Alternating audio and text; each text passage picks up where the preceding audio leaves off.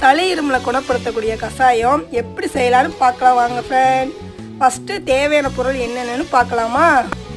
இஞ்சி, மிளகு, கிராம்பு, தூதுவளை, குப்பைமேனி இலை, துளசி, ஓமவல்லி இலை, வெற்றிலை, அப்புறம் மல்லி. இப்போ இது எல்லாத்தையும் 1 by 1 இடிச்சுக்கலாம் வாங்க. இப்போ இது நல்லா இடிச்சாச்சு. அதை ஒரு பவுலுக்கு ட்ரான்ஸ்ஃபர் பண்ணிக்கலாம். இப்போ நம்ம இடித்து வச்சுருக்கிறத வச்சு எப்படி கஷாயம் மேக் பண்ணுறதுன்னு பார்க்கலாம். இந்த சின்ன டம்ளரில் 2 டம்ளர் தண்ணி ஆட் பண்ணிக்கோங்க. இதோட நம்ம இடித்து வச்சுருக்கிறதையும் சேர்த்துக்கலாம்.